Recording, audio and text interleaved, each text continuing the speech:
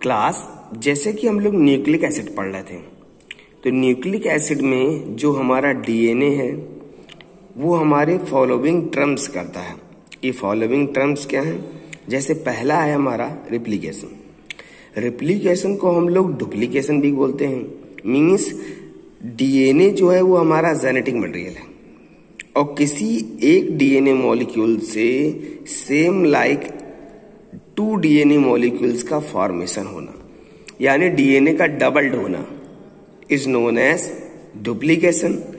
तो जो डीएनए एक डीएनए मॉलिक्यूल से सेम लाइक प्रोड्यूस होना न्यू डीएनए मॉलिक्यूल्स का, या किसी एक डीएनए मॉलिक्यूल से 2 डीएनए मॉलिक्यूल्स का फॉर्म होना is known as replication.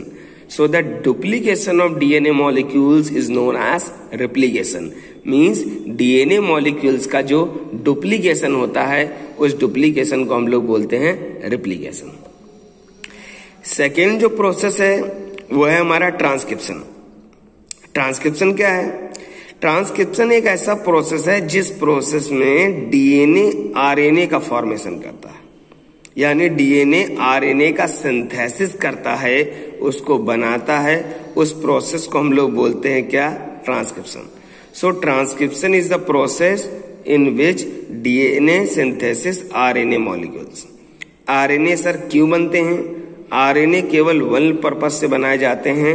The purpose is protein synthesis, यानी प्रोटीन सिंथेसिस कराने के लिए आरएनए को डीएनए आरएनए को फॉर्म करता है और इस प्रोसेस को हम लोग बोलते हैं ट्रांसक्रिप्शन। लास्ट प्रोसेस है अपना क्या? ट्रांसलेशन। ट्रांसलेशन मीन्स क्या हुआ?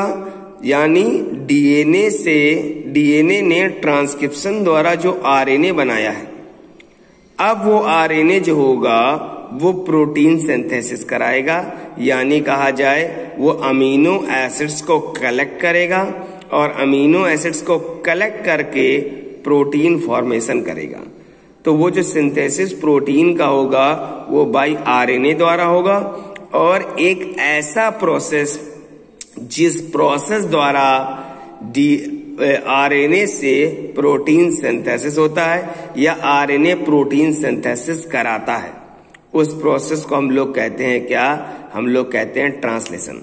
मैंने आपको बताया था कि बेटा जो आरएनए है वो 3 टाइप्स के हमारे हैं।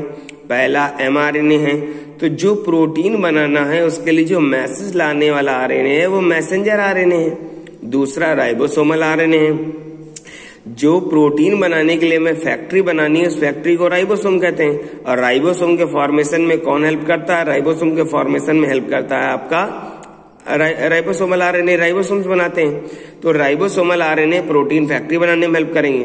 और मैंने लास्ट कहा था टीआरएनए या सोलुबल आरएनए, उसका काम होगा अमीनो एसिड्स को लाकर कलेक्ट करना ताकि एक पॉलीपेप्टाइड चेन बन सके, और उसी पॉलीपेप्टाइड चेन को हम लोग क्या कहेंगे?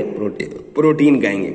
मीन्स ये तीनों आरएनए मिलकर एक प्रोसेस करते हैं, जिस प्रोसेस में ये क्या करते हैं? ये ट्रांसलेशन करते हैं, जिससे ये प्रोटीन सिंथेसिस अमीनो एसिड्स को जोड़कर एक पॉलीन्यूक्लियोटाइड चेन बनाते हैं, पॉलीपेप्टाइड चेन बनाते हैं। ये पॉलीपेप्टाइड चेन जो होती है, इस पॉलीपेप्टाइड चेन को हम लोग प्रोटीन कहते हैं।